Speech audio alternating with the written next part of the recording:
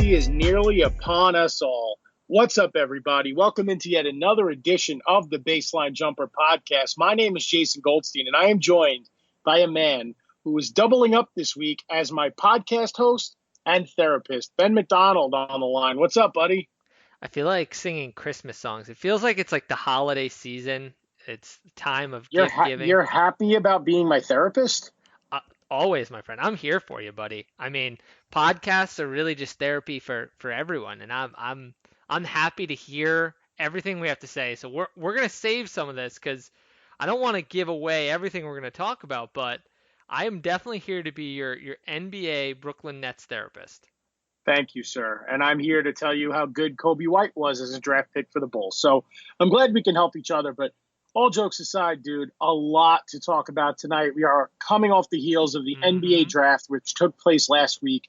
And we are 5 days away from the start of the free agent frenzy. So what a better time to be alive.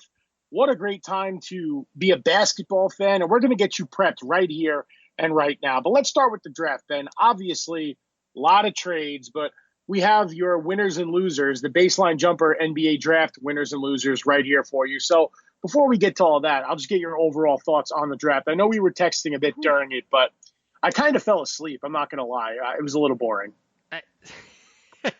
Very boring. No movement at all. No trades. I did fall asleep, though, like towards the end of the first round, and then I woke up to see the Nets pick and then stayed up for the rest of the draft. But I mean, I think what the takeaways from this draft were that the first three picks were about as predictable as we've ever seen in a draft. I can't remember a draft in recent memory where the first three picks were more predictable, and then all hell broke loose after that. And one thing that was a bit weird was I sort of was dual screening it, so I was watching another thing on the draft and having the ESPN one. And one of the things that you had mentioned, especially with the NFL draft and some of the past drafts, is it is a funny experience now because the plugged in reporters and Twitter and so on, they know what's going to happen like 5 minutes before it happens. So if you watch one of those other simulcasted ones, you know what the pick is while it's the previous pick. So that was a bit weird because at a couple points I would know what the pick was and I'd just be waiting, even though I already kind of knew. But I would say outside of that, it was a very exciting draft. I thought there were a lot of interesting moves, some questionable ones. I mean, I think we should get into sort of our winners and losers here. But first, before we do that, Jason, let's talk about the New York franchise who we really don't give much love to on this podcast. They just haven't been relevant. And that's the New York Knicks, Jason, who really got their guy, RJ Barrett. yeah, they did. I mean, a lot of fans were clamoring for Zion when the Knicks did not get the number one pick back in May. All sights were set on RJ Barrett, and they got their guy. And the one thing I'll say about Barrett is that he seems ready for the spotlight of New York. Everyone knows New York's a basketball town. They are clamoring everywhere for a winning basketball organization in New York. Now, I'm not just talking make the playoffs and lose in the first round. New York City wants to see a champion, whether that be the Knicks or the Nets. And Barrett is a very nice piece for the Knicks to continue their rebuild around. He goes to a situation that already includes last year's lottery pick, Kevin Knox. You have the up-and-coming big man in Mitchell Robinson. You have Dennis Smith Jr. Nailed it on the roster. We don't know if he's going to be their point guard of the future. You have Alonzo Trier. So there are some pieces. The Knicks do have max cap space, so we'll see what they put around guys like Barrett and Knox. But it's a good piece, you know. He could shoot. He's a very athletic wing. And like I said earlier, he's got the personality to fit New York. So I'm happy for the Knicks. They got their guy, and it'll be fun to watch him play at the Garden. I mean, I think right now I would give him probably pretty close to even odds with Zion for Rookie of the Year. And I say that, I mean, him, Morant, and Zion are all good candidates just because let's just say one thing here, Jason. I mean, those guys are going to have the ball.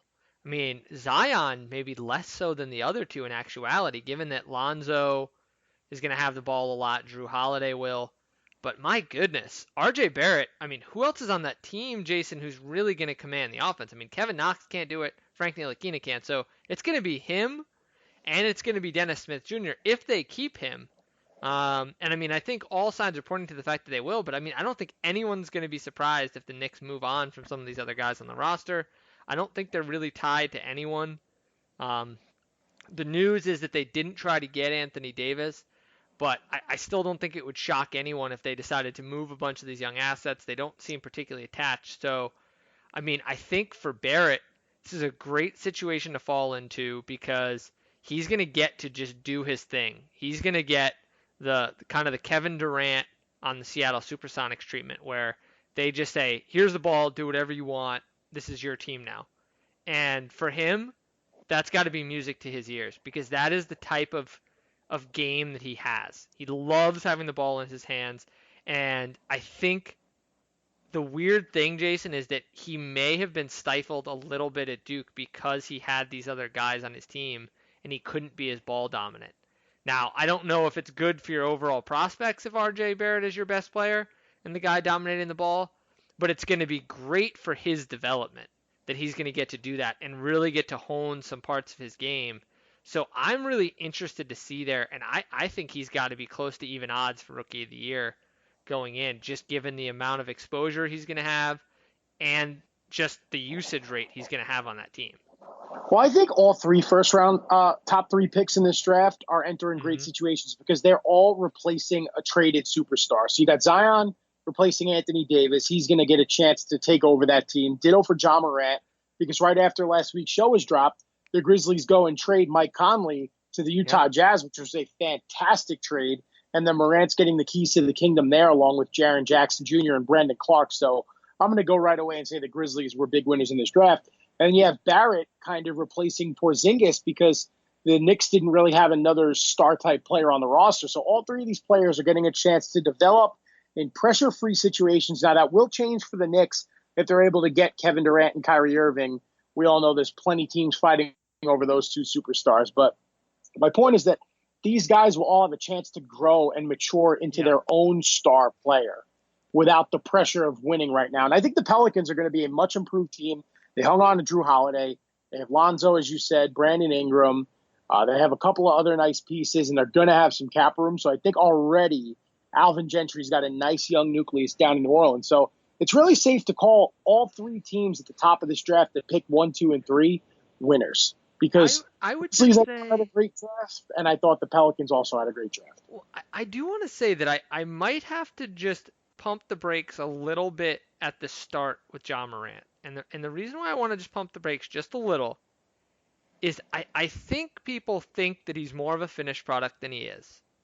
And I do think there's going to be a lot of folks next year. I'm just going to make this prediction now. I think a lot of folks are going to be disappointed with his rookie season. And I say that because the point guard position in the NBA is a very, very hard position to learn. And I think it's going to take him a year or two to get kind of acclimated and get ready to play. I mean, if you look at some of the greatest point guards in our game, outside of Chris Paul, a lot of them had really tough rookie years. Unless you're a really superb shooter, it's really hard to step in and make an impact as a rookie, as a point guard, because your coach wants you to play great defense. Rookies are pretty much widely known as terrible defenders. They don't really understand the concepts. They don't always know where to be. So coaches don't trust them defensively. And then the second thing is a lot of these guys don't have the jump shot coming out. So they aren't the complementary player that coaches sometimes want. So I think out of those top three, I wouldn't be surprised. I think Morant's going to have a good career, but I wouldn't be surprised at all if he actually struggles a bit as a rookie. Just a couple years ago, we had a guy like De'Aaron Fox, who a lot of people compare Morant to, and he really struggled as a rookie. And we saw how well he played last year, but it took him a year to really get used to the game.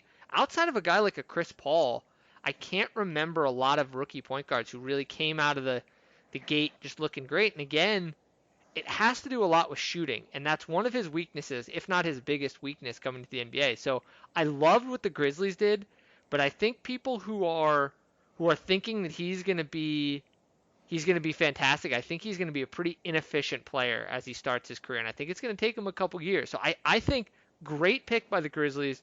It's what you want. He's the right kind of point guard to get. He's a good defensive guy. He's a two-way guy. And then, I mean, my goodness, even if you weren't a fan of Brandon Clark, where they end up getting him in the draft, it's hard to feel like they overspent on that, because worst case, you feel like that's a guy who's going to be a contributor. It's really hard to imagine him just washing out of the league with his defensive chops, his high IQ. So I agree with you. I think Grizzlies are a big winner, but I also want to caution fans before they get too hyped up on John Morant, because I do think it's going to take him a little time to adjust, Jason.